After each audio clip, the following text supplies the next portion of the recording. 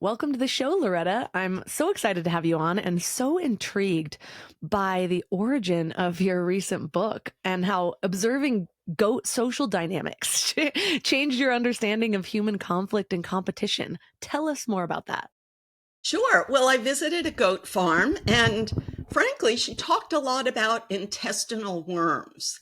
And goats get them from a quite unpleasant way, which is if you eat grass that has been soiled by another goat, then you're likely to get it. And how would that happen is literally too much togetherness. And so suddenly I sort of understood the human brain better. So we're always told that animals seek a group and they want the support and protection of a group, but that's really only half the story. Most of the time, mammals want their space. They want a distance from each other because if you're too close, you end up eating soiled grass and you get intestinal worms and die, or some other species appropriate solution. Problem. So, our brain is designed to constantly make decisions about when we want to be with the group and when we want to distance ourselves. So that's a simple introduction to the whole story. So, what parallels did you discover between the goats and the way that we interact? How does that affect us? Sure. Well, I've been studying the mammal brain for 25 years. And like most people, I started with chimpanzees. Some people focus on pets, but pets are not at all a good way to understand the animal brain because the animal brain is motivated by the need to constantly find food and to compete for mating opportunity. And that's what chimps are always doing. And that's what the brain evolved to do. But once I understood that in chimps, then I looked into monkeys, and then I found like even cows and pigs, and every species of mammal has this impulse. And they, interestingly, they compete for mating opportunity. We think, that they're just out there having a good time, maybe, but every introductory biology class, or knows that animals compete because when you get better genes, you make more surviving copies of your genes. And this is why humans are so obsessed with things, everything from your appearance, social comparison, and the zillions of different kinds of competition that we have. And the way it's expressed in goats is that they eat in a certain order. And if you eat out of order, then the other goats bite you and jump on you and hurt you. What is it about eating in an order, though? I want to understand goats a little bit more. Sure. Well, it's not just goats. So 100 years ago, this concept of a pecking order was discovered by a guy who wrote a PhD dissertation about it, but also, not surprisingly, grew up in a barnyard watching chickens. And he observed that they literally had a pecking order. And basically, the strongest individual gets the best food. And if you go for the food, before them, they'll peck you. And so each one they want to eat, but they also want to avoid getting pecked. So they wait until they see that they are in a position of strength. So that means the mammal brain evolved to compare itself to others and to be aware of when it's stronger and when it's weaker, but defining stronger and weaker based on its own individual experience. And so that's what we humans are doing when we're young. We're defining our strengths and weaknesses in all kinds of ways based on our individual experience. Okay, my pregnancy brain had gone to eating in order. I'm like, you better eat your lettuce first and then your apple. But Oh, you mean no, in the no. order of the goats. And so have Oh, you discovered how you said based on their own kind of system of understanding who is stronger, has there been any clarity on how they view such a thing? yeah. So biologists have researched this for a whole century, and it was popular in the field of evolutionary biology. And that field suddenly lost favor because it's so uncomfortable for people to know the truth that now um, biologists and sociologists who get socially acceptable in the academic world, they suggest that animals are cooperative and altruistic and empathetic, and they ignore like the 99% of the time when they're not.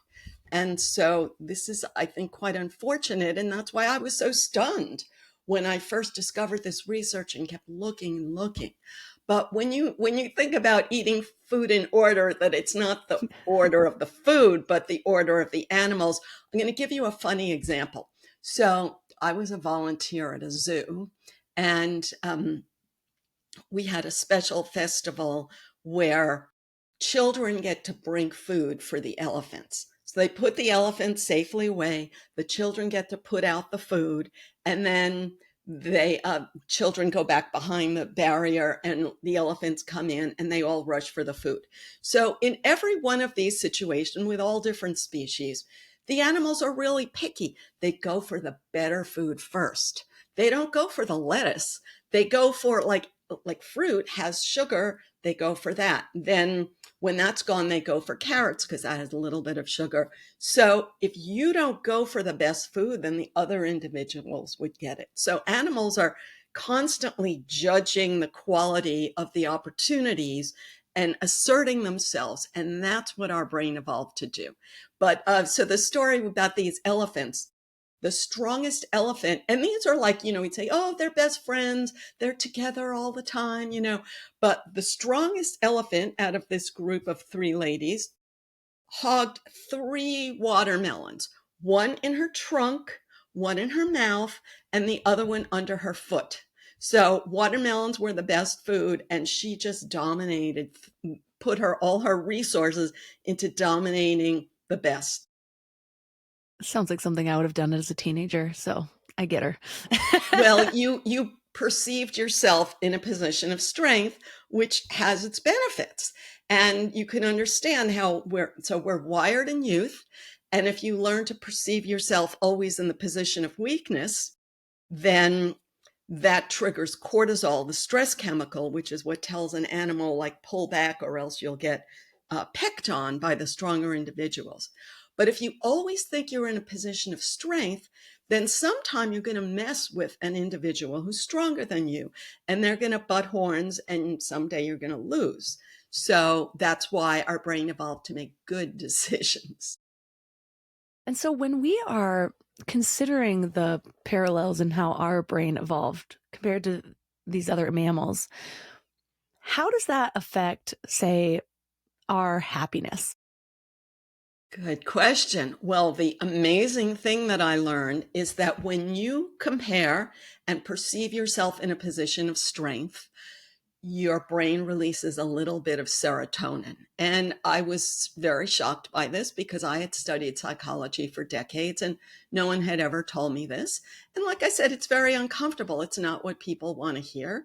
And if academic psychology or the therapeutic establishment would tell the truth about this, people would worry that it would sound like we're telling people that you should go and grab other people's watermelons, right? So, instead, we get our information like from pharmaceutical financed research, which has a different outcome. So the bottom line is when I perceive myself in the one up position, my brain releases a little bit of serotonin. It feels good. It only lasts for a few minutes, and we're not meant to have it all the time because, like I said, then animals would get into fights if they always went around thinking that they were the hot shot. So it's only meant for that one little moment when it's appropriate. So a nice person's way to think about it is, let's say you and I are playing Scrabble and I really want a Z so that I could put down this great word. And then I pick up a Z and I get it and I'm going to win. And that's what we like, that feeling of like, yay, I'm going to win. Hmm. That actually makes a lot of sense, especially when I consider certain ancient wisdom traditions like um, I believe Buddhism talks a lot about it's not about being happy, it's more about that middle way, just being content with what is. And I know that I've heard a lot of pushback from that with people that are selling happiness, but that we need that contrast to really feel it anyways. I was just sharing with somebody, for example, why I got off of Adderall for 1,000 reasons. Um, it just doesn't really align with who I am. I don't want to be on a medication all of the time, but I also had realized that I was giving myself this drug that was giving me surges of dopamine all the time. And so then when I lost the ability to really feel that, it sort of muted everything. And then I lost creativity. I lost my ability to really feel joy. But I could not see that at all while I was on it, because that's also what an addictive substance is. It makes you feel like you need it. It makes you feel like you're obsessed with it. So while I was on it, I would have told anyone, no, absolutely. It's the best thing that ever happened to me. And the moment I got off, I was like, okay, let me admit every single downside that I've been experiencing. Having that upper all the time was very detrimental to not even just my happiness, but I think the core of who I am. And making good decisions. Anyway, I 100% agree with everything you said.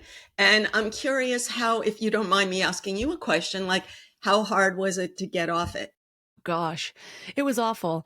I really wanted to get off of it for a while. Part of it was I thought we were going to be moving to Croatia. We were kind of making this spontaneous decision. And then I realized how difficult it would be to get my medication there. And I acted like I could feel behaviors. It was this out of body experience of like seeing that all of my reactions were like a drug addict. And this would happen a lot when I couldn't get my medication, which happens quite often because Adderall is always on a shortage. And so, long story short, it took me years to actually finally make the decision that I'm going to get off of this. And then it took me about, I think, 3 months to not feel like I was coming off of something. And it took me about another year to just feel normal again, because all of a sudden I had this baseline of what energy was supposed to feel like, and it was completely unsustainable and unnatural. And so anytime afterwards, even feeling sort of normal, I was expecting like that to feel super energized in the morning. And that's just not how you feel when you're not on a drug most of the time. And so yeah, it took a long time not to compare myself to basically an unnatural baseline. So I'd say a year, maybe even years, until I stopped thinking about it. For you, good for you. My novel is has that as one of the central plot elements. So young people are purchasing this medication from each other, and I have an elusive dark force who is that has created an alleged supplement that will give you attention, because people think attention is something that should be given to them rather than as a learned skill. We should be trained to believe that it's a learned skill that any of us can learn by practice, like riding a bicycle. But in another world, that's what people learn. And so the satire of the book, it's not like to blame society and blame the doctor, but people are clamoring for this drug. I want this drug, and it doesn't work. But not only are people clamoring for it anyway, it doesn't work. I mean, it's like totally fake. But not only are people clamoring for it, but they're angry that someone else can afford it and they can't. So they pressure Congress to make it free. So that's part of the satire of the book, and about the people who fight back against this mindset. But I also wanted to offer another example of, you mentioned drug addict mentality. And I just read a really interesting mind-boggling explanation of this. There's a book called Broken Open. It's by a person who's very famous in the world of selling addiction recovery, and sort of wrote 2 books about sort of confessing his own history of addiction. He had a physical injury. He needed to take an opiate, oxycodone. He was prescribed 4 a day. And even though he was in terrible pain, he would save them up so that he could take all 4 at once. Wow. Yeah, I actually used to do that with my Adderall too. I would save it and take a couple at night if I was going out at night because it would be a little more fun.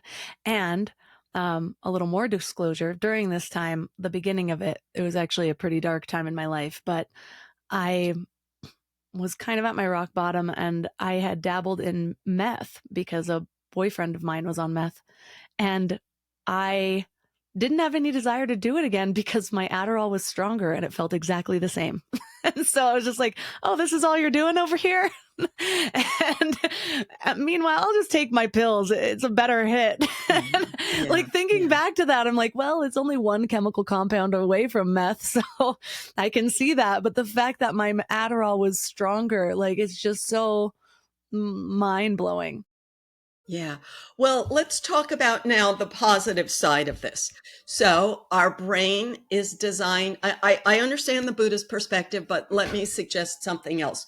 So, if we use the word neutral, it's like a car being in neutral gear, because I know neutral has a negative connotation, but when a car is in forward gear or reverse gear, it's engaged. But when it's in reverse gear, I said it wrong. But when it's in neutral gear, then it's free to either go forward or reverse. So that's a way of thinking about that. Our brain is constantly taking in information and deciding whether you should be going forward toward a reward or pulling back to run away from a threat. So that's the job our brain has evolved to do. Should I invest my energy in protecting myself from a threat? Or should I go toward a reward? And if so, which reward is worth investing my limited energy? So, in order to decide that, we need to process information. While I'm on a drug, if it's an up, then it tells my brain to go toward a reward. It's not open minded in processing realistic information like potential threats. While a person is feeling what's called anxiety in the modern world, cortisol, that tells your brain to look for threats. So then you're not open to rewards because you're always running from a threat. So neutral is where your brain is open minded and is the best able to take in information realistically and make good decisions. It's interesting as you were sharing those two versions. I could actually picture people in my mind.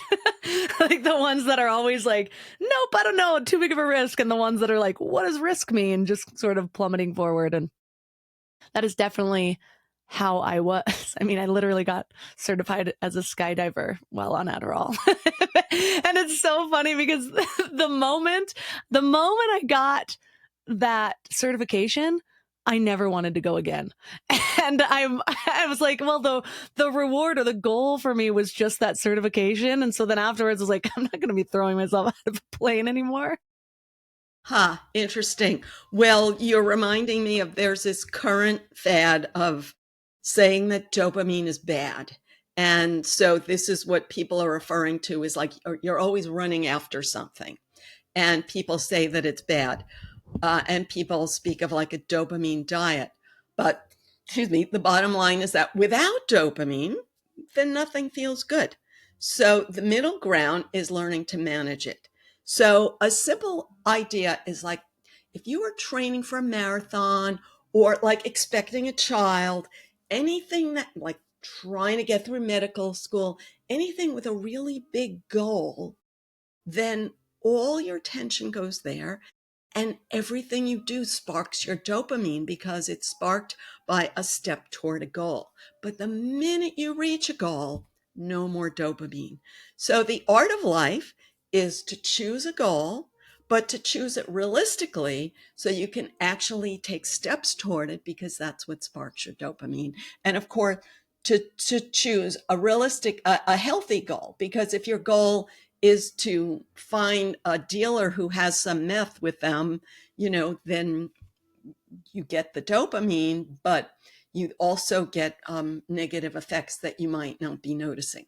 So, dopamine cannot be seen as all bad. We have to be open minded and then look for good ways of getting it.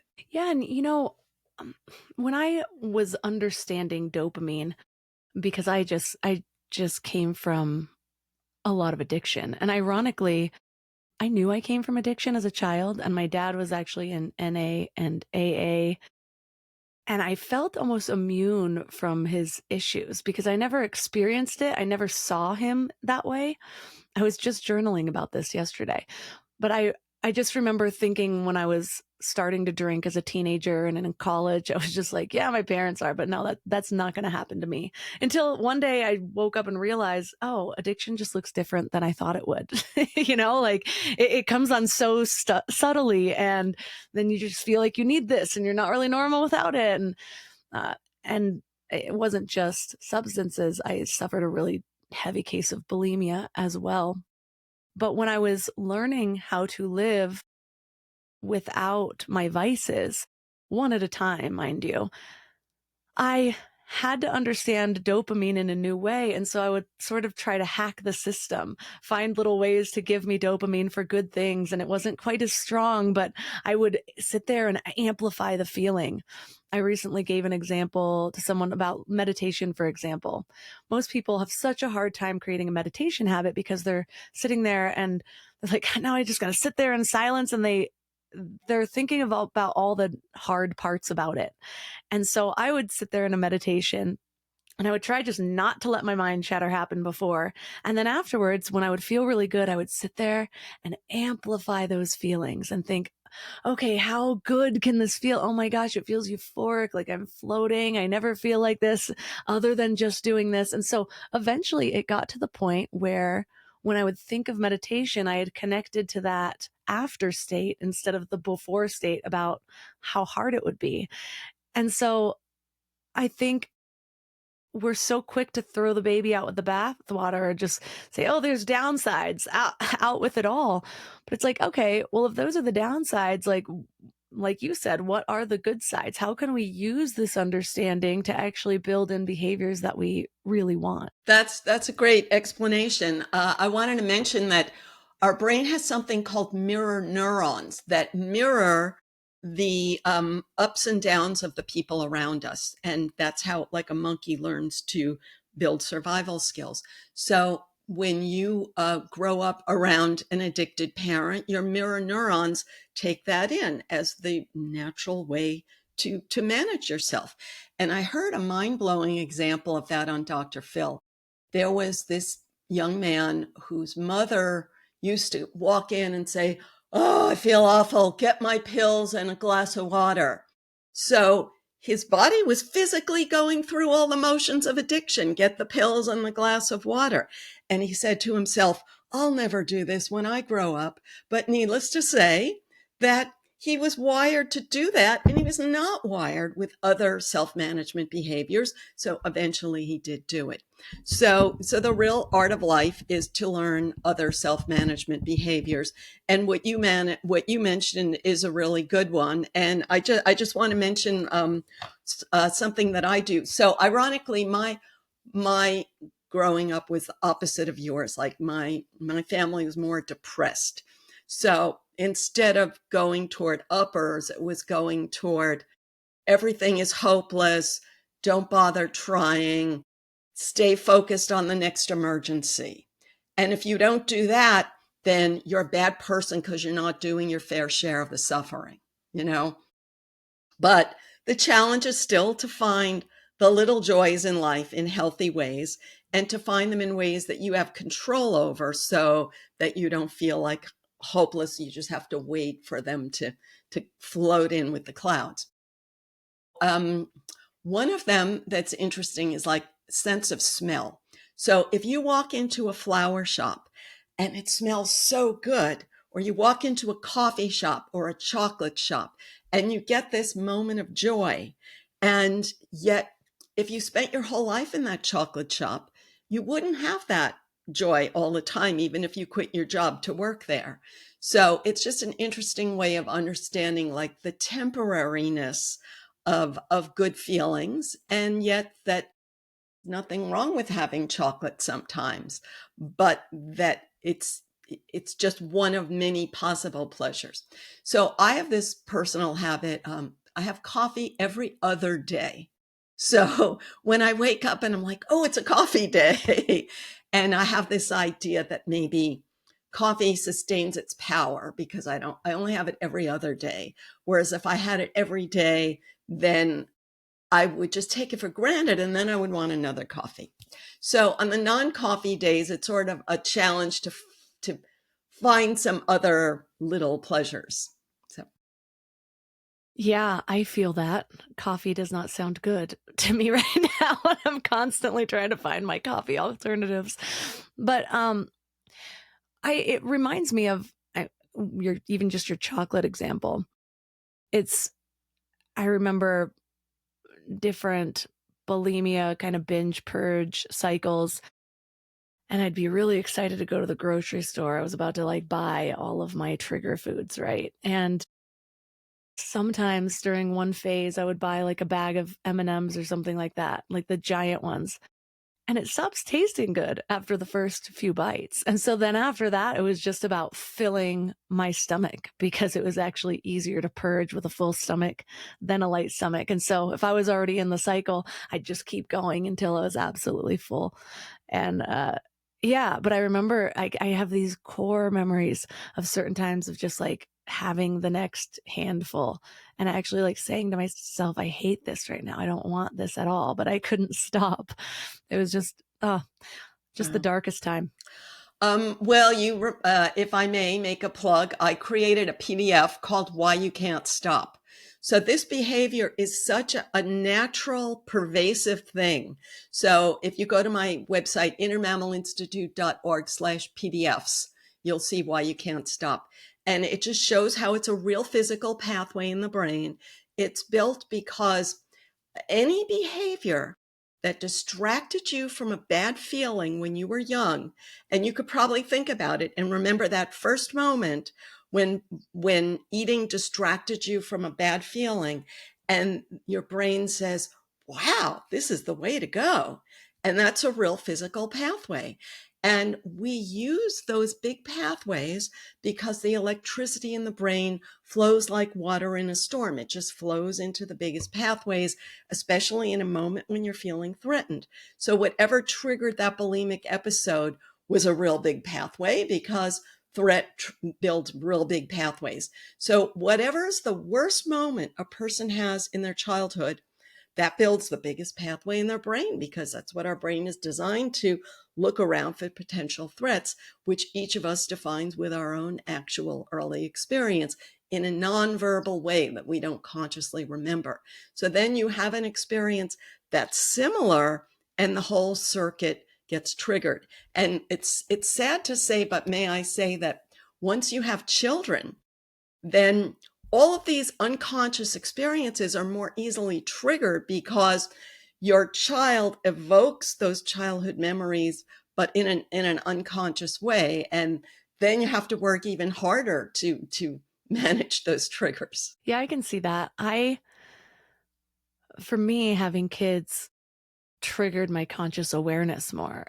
I just have an understanding that I am normalizing everything to my kids. So what my behaviors are, just like you said, even like dealing with this pregnancy, there was a while that I was having headaches. Now I'm nauseous and I'm very cognizant. Like I feel awful lately, but I'm like, I don't want him to constantly be hearing mom say like, oh, mommy doesn't feel good or mommy has a headache. Cause I'm just like, what am I passing on? But even I gave up alcohol when my first was 6 months old, just cause I was like, you know what? I don't need anything that's tying me back to these behaviors. So for me, I think the fact that the pull can get stronger or the effects are greater and it affects more than just me, it triggered my motivation to just kind of clean my shit up. Fabulous. You've really overcome a lot. If I may mention one other thing about this bulimia response, when a person is hungry, that's a real chemical, cortisol, which is a threat chemical, because in the animal world, animals have to constantly look for food or else they'll starve to death.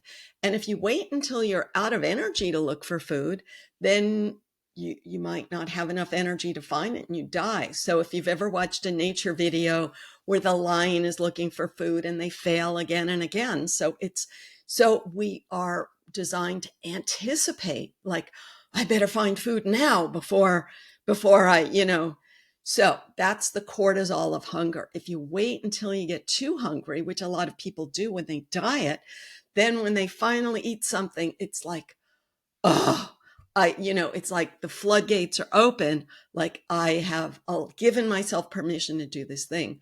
But once you start eating, so it takes 20 minutes for your brain to get the signal that you've eaten enough. But actually, it only takes 2 minutes to eat enough calories for what you need, because we actually humans, we eat cooked food, which is really a new thing in evolution.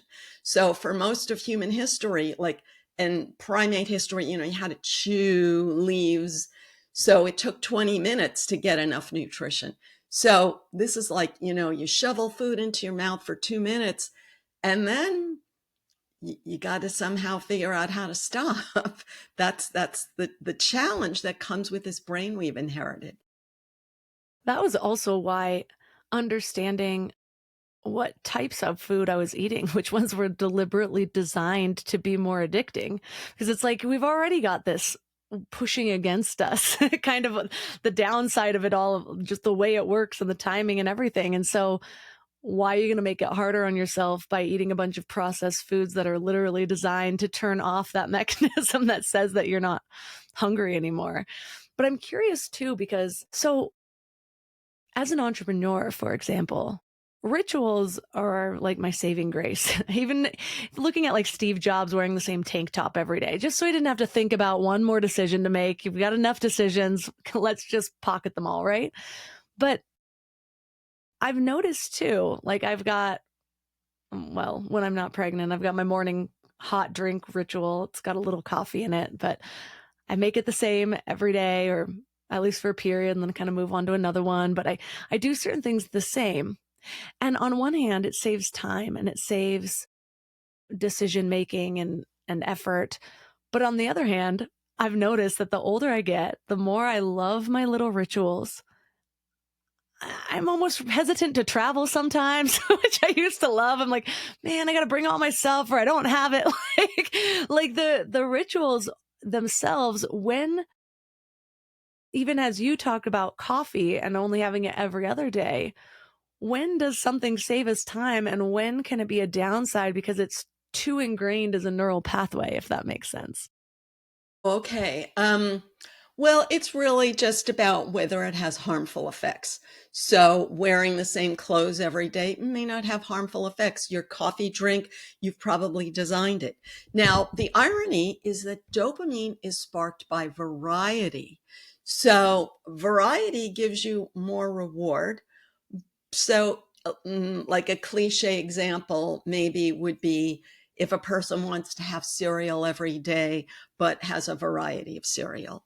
But then maybe you have a variety and you say, you know what, I don't really like those better.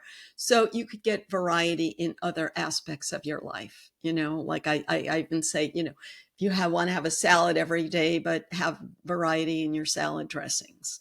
I heard a really good example of this in the book called Flow. So everyone has like that favorite piece of music that really cheers you up. But if you listen to that piece of music every minute of every day, it would lose its effect on you. And then you'd need some other thing that perked you up, but you might not have it in that moment of need. So he said, we have this like assembly line of it. Something that's too familiar doesn't pull you in and spark your dopamine. But something that's not familiar at all doesn't pull you in and spark your dopamine. So it's something in the middle ground. So we need to expose ourselves to new things so that they are in the middle range by the time we get bored with our old things. And if you apply, it's hard to do in real life, but if you apply it to music, okay, I'm going to listen to some music that I don't like so that I sort of get find something new that I gradually start to like, so that when I get bored with my old music, I'll have something there. And now you can apply that to everything, but not to your spouse. Yeah, I actually have been loving Spotify's new DJ feature. I don't know how new it is, but I just started using it a couple months ago. But a little AI voice comes on. It's like, hey, Melissa, I'm going to play you some stuff you've been really digging lately. And it'll be stuff that I like. And then it's like, now we're going to throwback stuff you liked in 2010. And I'm like, I really like this. You're like forcing me to mix it up. And I notice, well, that's another way where I have tried to understand my brain in order to sort of hack the system. I also, hence the Adderall, I struggle with ADHD. Well, I used to struggle with it. Now it's one of my favorite things about myself, now that I kind of know how to work with it. But one of the things that I have to do is I'll get really into a to-do list app, for example. And then all of a sudden, I won't want to open the app. Like, I just will have this huge resistance to opening that app. And so I would end up spending a whole day finding another app, figuring out my system with that. Now I have like my solid 4, and I go back between them. I'm like, okay, Todoist is losing its appeal. I'm going to things. I already have my system there, and then I'm on to things. So I just rotate it through to keep it fresh, I guess. That is, I have the exact same thing. It's such a good example. So if we analyze the reason for that, so let me give you an analog example that's like akin to this digital example.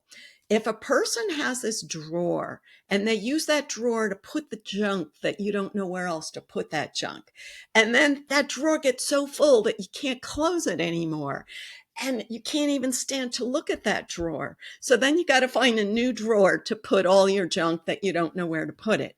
And then, like, but now I have all my good drawers are like so stuffed that I can't even shut them. So that's what happens with the app, is like you put these things where you think, oh, someday when I have time, I'll do that. But then they get filled up with these things that, if you really wanted to do them, you would have done them, but for some reason you're too uncomfortable about doing it. So one day I was so frustrated because all of my drawers and closets were stuffed full. And I could say I was busy, but at this point, like, my kids had left for college, I took early retirement, and I had no excuses. I couldn't say that I was too busy. So I read this thing you may have heard of. What's it called? The Pomodoro technique, where I didn't, Pomodoro was like 25 minutes, but I did it for like 10 minutes. So I am going to clean this drawer for 10 minutes, and then I'm going to give myself a piece of chocolate.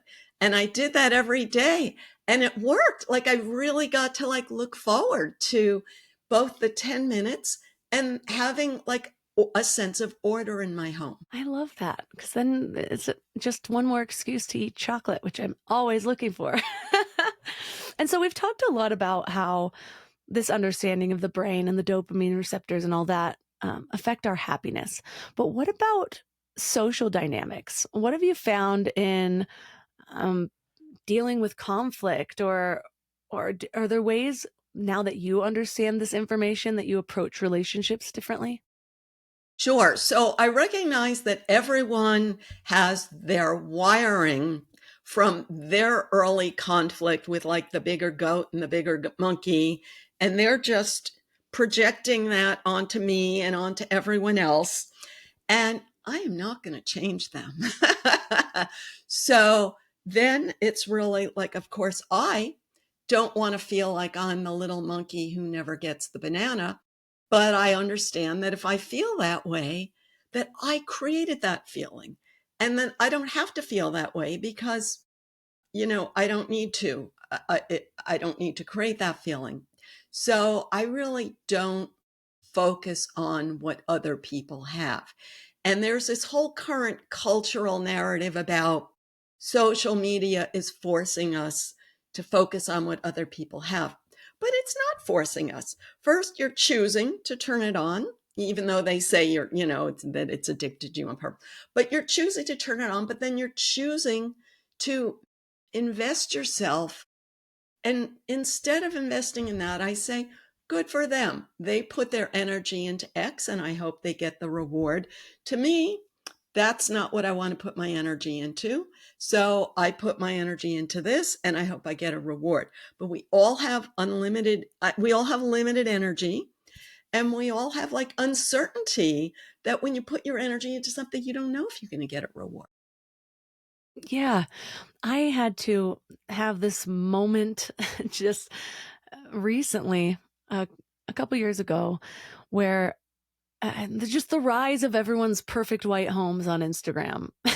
and, and the amount of thoughts that I have of like, is your house so white? You have toddlers. But that aside, I realized I was comparing without even really realizing I was comparing. It was like a subconscious thing that was creeping up. My conscious mind wasn't, was barely aware of it. But I had to just understand that, all right, I haven't invested any time into interior design or decluttering. Like, my house is actually pretty neat and cute anyways, but it's not my thing. There's a lot of things that are my thing. I go obsessive in a lot of areas that other people don't. And so it was just funny because even recently one of my friends and I were talking, and there's a bunch of moms, and she said something comparatively about like, God, all these moms have this, and this. And I was like, yeah, but none of them have written a book like me.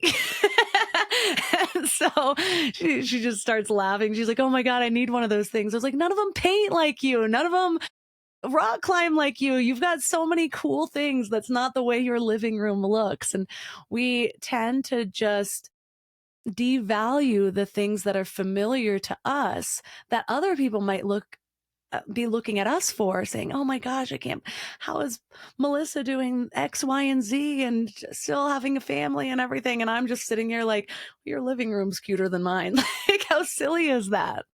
Yep, exactly. I use this example. I have this book called Tame Your Anxiety, where I meet this old friend and she looks at me. And so this was before my hair was thinning. So her hair had gotten very thin and I had thick hair. And my eyes go directly to her waistline, like she has such a thin waistline and I have such a thick waistline. So we both, like, our eyes immediately zoomed into what the other person had.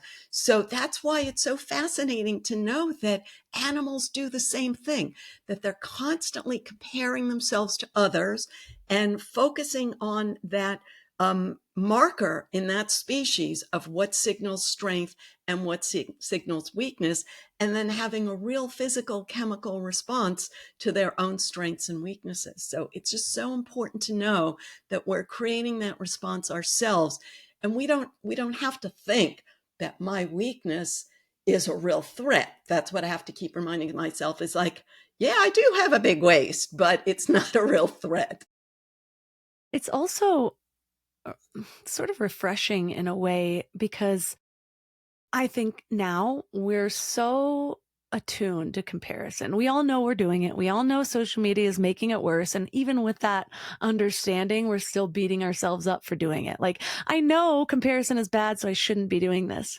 But whenever I find out that something is a primal response, it helps me have more compassion for myself, which I believe is the only way to actually move through some of these behaviors. Because the moment that you're all beating yourself up for it, then you're resisting. You're in this point of contraction and you can't think creatively to try something different. Exactly, exactly. Yeah, yeah. So you mentioned how this is not the case, or we can't really look to domesticated animals to understand ourselves in the same way because they're being given food and all of that. But do our pets compare themselves? Like, is one cat looking at the other cat, wondering, wondering if it's just as good as her? Oh, yeah. Well, all the cliche about people walking their dog in the park and the dogs are always barking at other dogs. And another cliche is about the little poodle barking at the big dog. Now, in the state of nature, that poodle would just be killed in an instant if you are asserting yourself from a position of weakness. But in the human world, that poodle has been trained that when it barks, it gets hugged. And so its brain associates that barking with a hug, not consciously, but I learned so much from the dog whisperer. So a lot of animals are territorial. If I see another animal coming into my territory, I'm going to bark at them. I'm going to let them know this is my territory. I'm not going to give up my bananas to you. And it's fascinating to know that in the monkey world, in the chimp world, it's a real thing, because they have a dry season when there's not a lot of food, and there's only one tree that produces fruit in the dry season. So whoever has that kind of tree in their territory, they're going to survive. So they're always fighting over territory that has that kind of tree. So there's always some real rational reason for this stuff. Another one, like orangutans, you may have seen, they have these big ugly jowls, and the females want to mate with whichever one has the biggest ugly jowls. And long story short, biologists find that the one with the big jowls, it really does correlate with having more surviving offspring. Mm. So, how does understanding the mammalian brain help you work with children, for instance? For those parents out there, how can we use this understanding to just do better for our kids? Great. Well, thank you for asking. I just made a new PDF about that on your child's happy brain chemicals. It's in the same place, innermammalinstitute.org/PDFs. And I have to say that I didn't know anything about the brain when my kids were young. So I wish I would have had a chance to know all this then. The simplest thing, it's just like when a dog barks, you want to hug it, and you would feel like you were a bad person if you didn't hug the barking dog. But then you are wiring the dog to bark in order to get hugged. And really, we should be hugging the dog when it stops barking. You watch the dog, and the moment it stops barking, that's when you go in for a hug. And very hard to do as a parent. You're afraid of being seen as harsh or cruel. And it's very hard for teachers to do too. But if we can, as much as possible, reward the behaviors we want and not reward the behaviors we don't want. I have an even better idea. When my kid starts crying, I just start barking. Well, I love leaving listeners with one thing to either do, focus on, think about, to bring this all into their real world. What would you leave them with this week just to make some of these concepts real? Sure. So, your power over your happy chemicals is a skill that you can learn from repetition, just like any other skill. And it's not fun. And nobody tells us that it's a skill. They make us think we have a disorder. They make us think that happy people get it effortlessly. And basically, when we're young, we're born with an unwired brain, and our brain is like clay when we're young. And then in adulthood, it's not like clay. So it takes a lot of repetition, a lot of work, but we do have the power to rewire ourselves to turn on our happy chemicals in new ways. And for listeners who are interested in finding all of your amazing PDFs and your book, where's the best place to connect? So innermammalinstitute.org, innermammalinstitute.org. And I have lots of free resources and also books, courses, coaching. And I have a new workshop on status anxiety.